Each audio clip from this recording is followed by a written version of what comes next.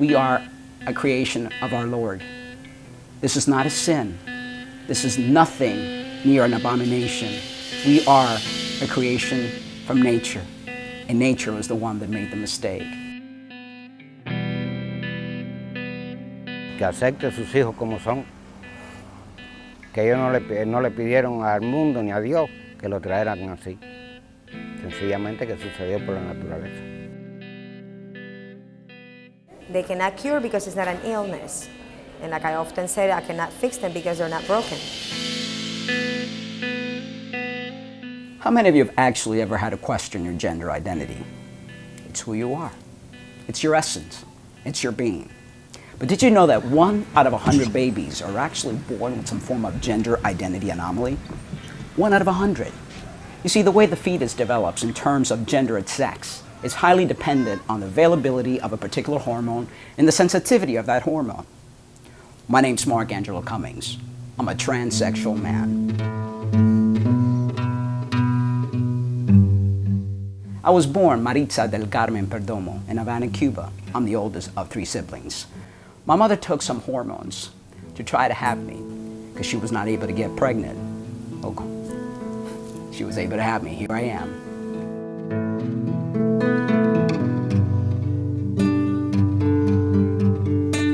Gender dysphoria is a medical condition. It's not a psychological condition. It's not a preference. It's not a psychological disorder of any kind. It's more of an endocrinological, hormonal condition. Gender dysphoria is when you have complete hatred or dysphoria or dislike of the genitals that are in your body. Your brain, for instance, my brain was always of a man ever since I could remember when I was 3 years old. But my body demonstrated something otherwise. As you get older and near puberty, that your secondary characteristics of that sex you were born, you become dysphoric of your breast, of your genitals. Your body does not see what the brain is feeling. You feel trapped in your own skin, prisoner of your own body, and have no way of getting out. I want the world to look at us with different eyes, eyes of compassion and understanding. I want people to realize that this could happen to anybody. It's like playing Russian roulette. Any minute now, that bullet could hit your brain. Well, any minute now, your child, your grandkids, your nephew, your nieces could have gender dysphoria. What are you going to do then? Abandon them? Throw them away? We're human beings with feelings. And all we ask is for respect, to be able to mend our birth defects, to have doctors help us along the way to make us whole again. It's not too difficult. 6 and 7. How difficult it is to go up to a girl you liked and tell her, hey, I'm actually a man in a girl's body. They probably would have sent me to the nut house. So needless to say, I kept a lot of heartache and a lot of emotional structure inside my heart and soul. I did find to have a couple of relationships, but they weren't the relationships that I wanted to have because I never felt as a lesbian, and those are the only type of meaningful relationships I could have. I wanted to have a relationship with a heterosexual girl because I was a heterosexual man. At the present moment, I am happily married with the most beautiful and wonderful wife. Her name is Violet Cummings.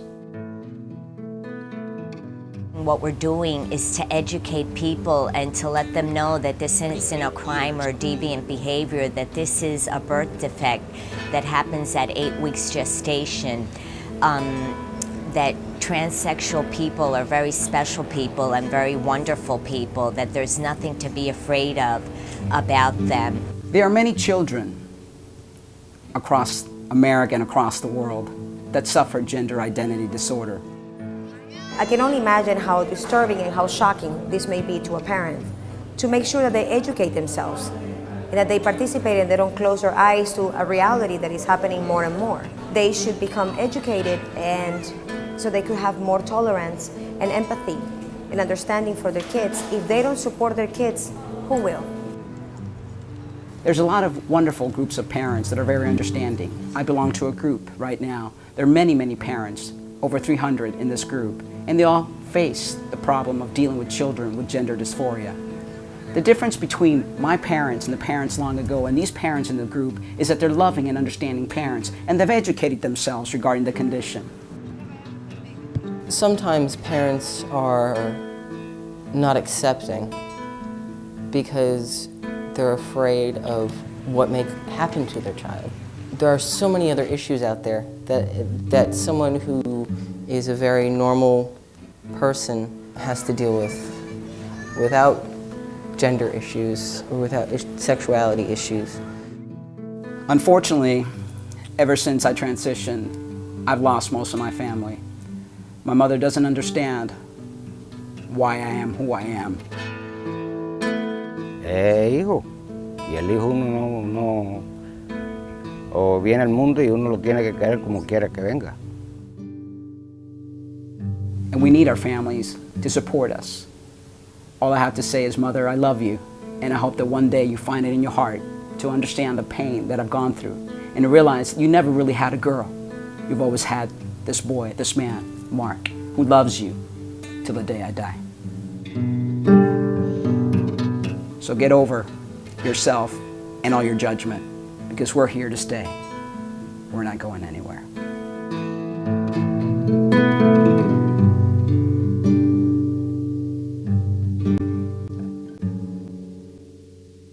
Fear will remind you